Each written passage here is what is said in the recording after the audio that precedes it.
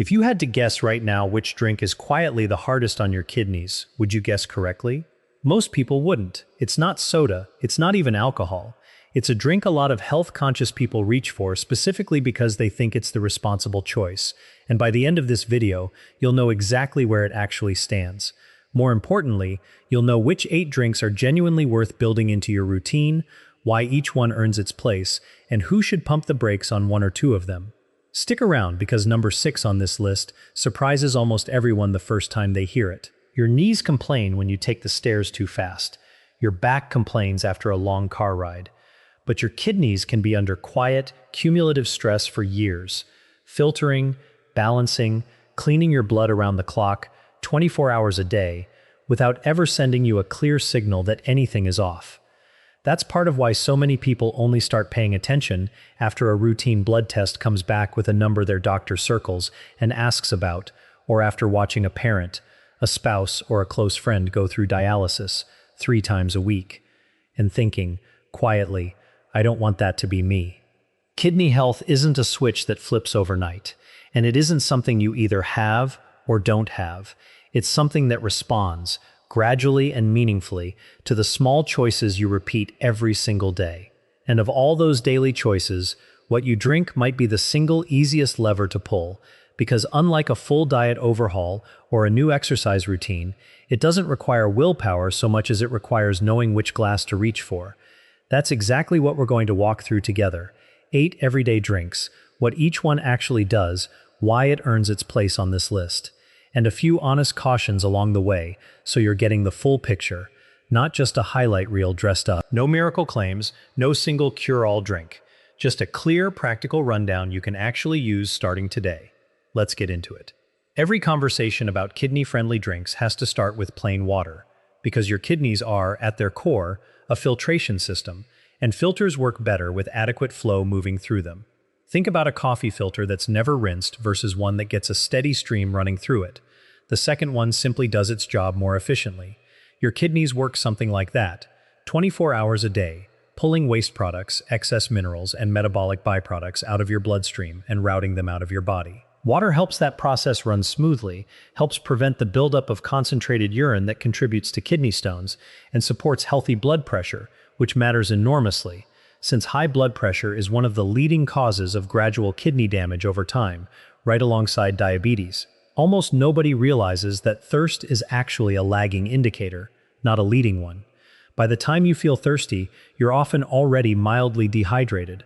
That's especially true after age 50, when the body's thirst signal naturally becomes less sharp, which means a lot of people in this exact age range are running a little low on fluids most days without ever feeling like they need a drink. You might have noticed this yourself, a dry mouth that shows up later in the day, or urine that's darker than you'd expect, and you brushed it off as nothing.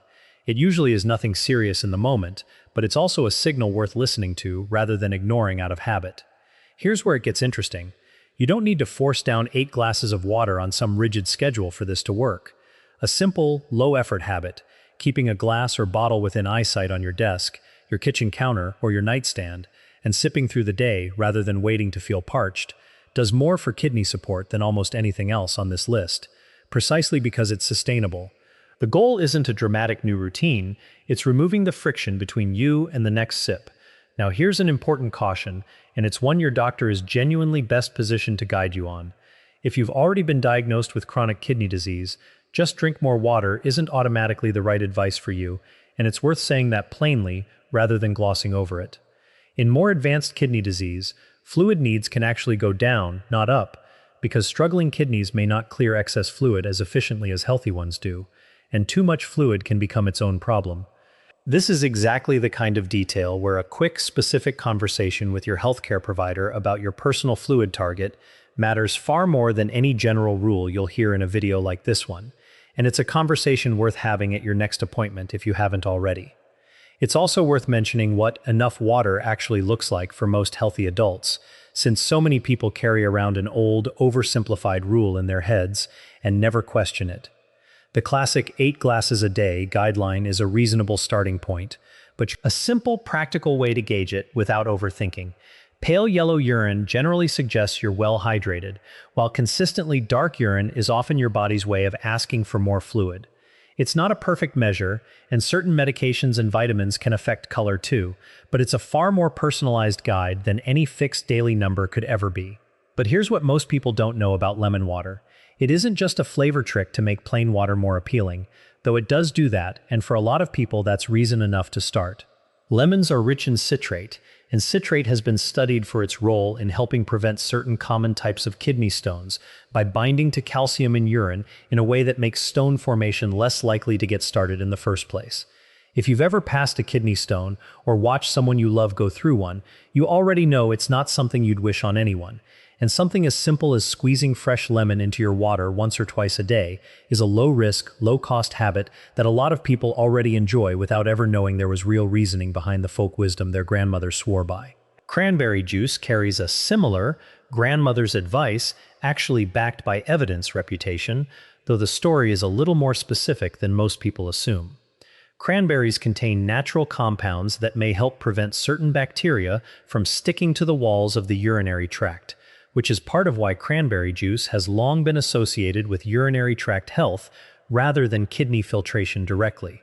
The distinction matters more than it might seem, because a healthy urinary tract and healthy kidneys are genuinely connected.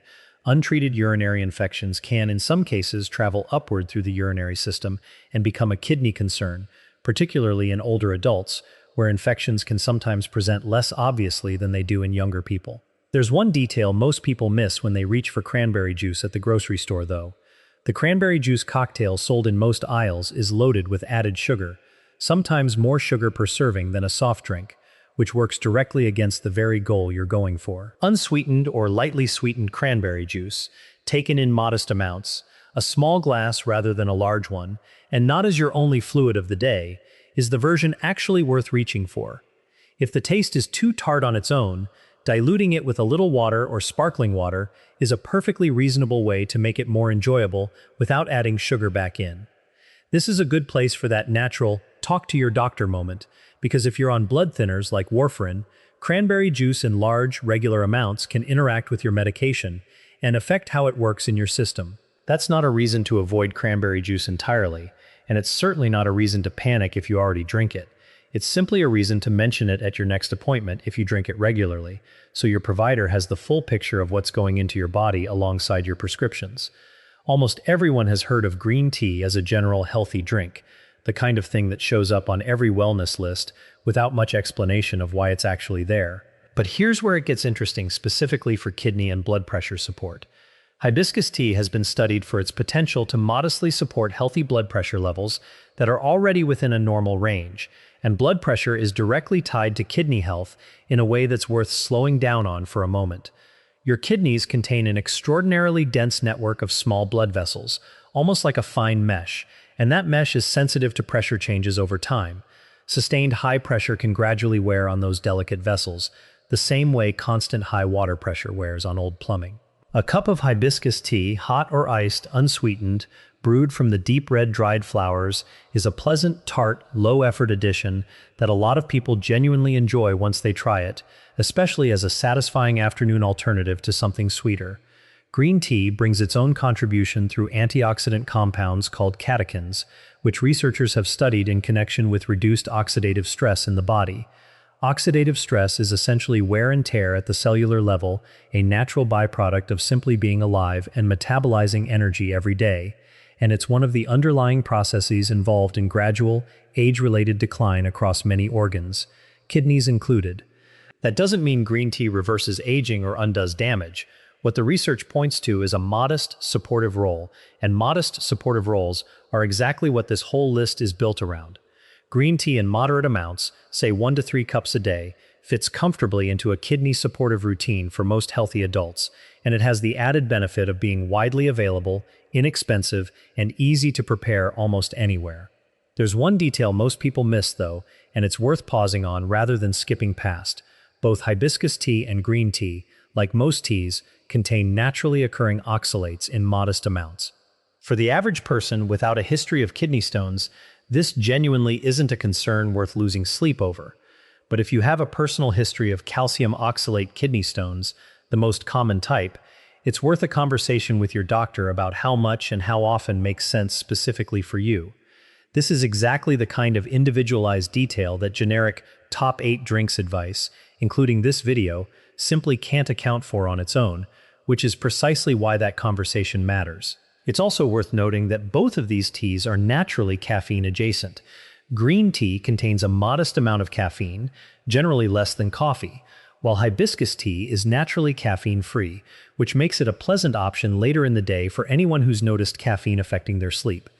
And since good sleep itself plays a supporting role in healthy blood pressure regulation, that small detail about timing isn't as unrelated to kidney health as it might first sound. Brewing either one is about as simple as it gets. Hot water, a few minutes of steeping, and no need for anything fancy.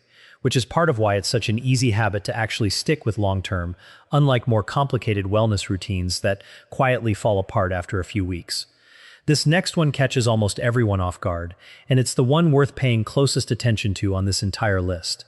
Beet juice has become a popular pick among health-conscious drinkers, showing up in smoothies and juice bars everywhere, because of its natural nitrate content, which the body can convert into nitric oxide, a compound involved in relaxing and widening blood vessels, which in turn supports healthy circulation and blood. Since your kidneys rely on a steady, well-regulated blood supply to do their filtering job properly, healthy circulation genuinely matters to kidney function in a fairly direct way, and it's part of why beet juice has earned its reputation among endurance athletes and health enthusiasts alike.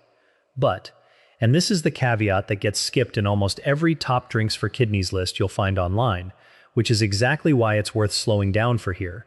Beets are also relatively high in oxalates, natural compounds that for certain people can contribute to the formation of the most common type of kidney stone. For the general population without any stone history, this genuinely isn't a red flag, and there's no need to avoid beet juice out of unfounded worry. But for anyone with a personal history of kidney stones, particularly calcium oxalate stones, or anyone who's specifically been told by a doctor to watch their oxalate intake, beet juice deserves a second thought rather than an automatic yes, especially in the large, concentrated servings sold as juice rather than eaten as a whole vegetable.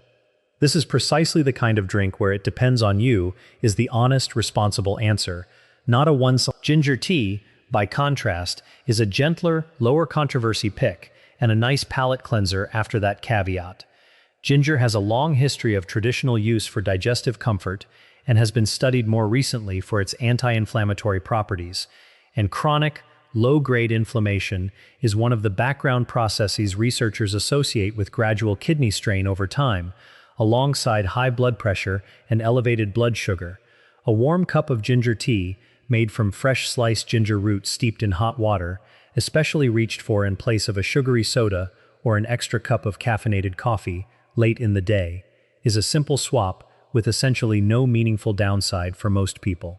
The surprising part is that even a plain glass of low-fat milk earns a place on this list, not because it's exotic or trendy, but because calcium and vitamin D, both present in fortified milk, play a quiet supporting role in overall bone and metabolic health, which turns out to be more connected to kidney health than most people expect. Your kidneys actually help activate vitamin D in the body, converting it into the form your body can use.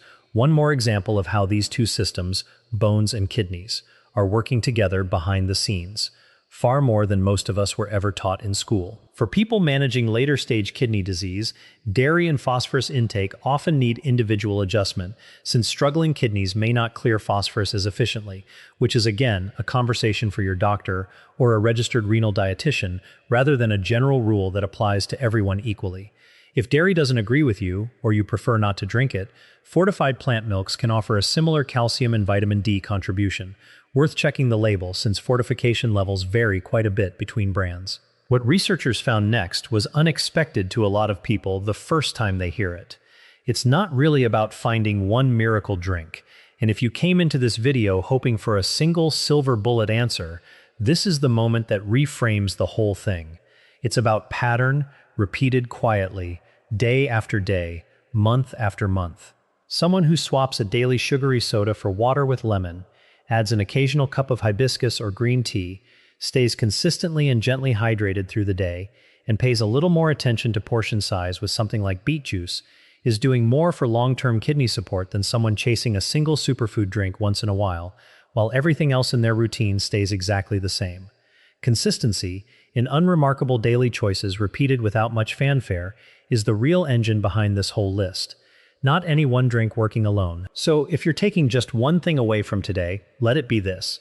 Your kidneys have been working quietly on your behalf for your entire life, filtering, balancing, and cleaning without ever once asking for recognition. And the drinks in your daily rotation are one of the easiest, most direct ways to work with them instead of against them. You don't need to overhaul everything overnight, and honestly, trying to change all 8 habits at once tends to backfire anyway. Pick one thing from this list, whether that's keeping a glass of water within reach today, trying hibiscus tea this week instead of your usual afternoon drink, cutting back on the sugary cranberry cocktail in favor of the unsweetened version, or simply being more mindful about how much beet juice you're pouring, and let that one change be your honest starting point. Small, sustained shifts like that are worth far more over years than a single dramatic overhaul you can't keep up with. And if anything you heard today made you wonder about your own numbers, your own risk, or a habit you've had for years without questioning, that's genuinely worth bringing up at your next checkup. A simple blood or urine test can tell your doctor far more about where you actually stand than any general video ever could, and there's real peace of mind in knowing rather than wondering. If you're already managing a kidney condition, a lot of what we covered today is a starting conversation, not a final answer. Bring it to your care team and let them tailor it to you specifically. I'd genuinely love to know, out of these 8, which ones are you already drinking regularly, and which one are you going to try this week? Tell me in the comments below. I read every single one, and I try to reply where I can. And if this helped you look at your daily glass a little differently, consider subscribing, because there's a lot more like this coming, covering the everyday habits that quietly shape how well we age. Here's to taking care of the parts of you that never ask for credit, starting with the very next glass you reach for.